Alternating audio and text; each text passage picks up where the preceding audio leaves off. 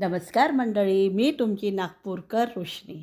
आजची सकाळ साधीसुधी नाही आहे, कारण आज आपण निघालो एका महाप्रवासाला. रामेश्वरमपर्यंतचा रस्ता मोठा आहे, म्हणून तयारीही तशीच लागते. बघा, बॅगा तर पॅक झाल्यात, पण सगळ्यात महत्त्वाचं काय तर आपला खाऊचा डब्बा. मेथी पालक पराठे, चपात्या, लाडू, चकल्या. 24 तासांचा प्रवास आहे, त्यामुळे घरचं तर जेवण पाहिजेच. प्रवासासाठी आपण खास बनवले मऊ पराठे, चटणी आणि हो, नागपूरकरांचा जीव की प्राण म्हणजे पोहे. सोबत काही सुका खाऊ आणि पाणीसुद्धा घेतलं आहे. बाहेरचं खाण्यापेक्षा घरच्या डब्याची चवच वेगळी असते, हो ना?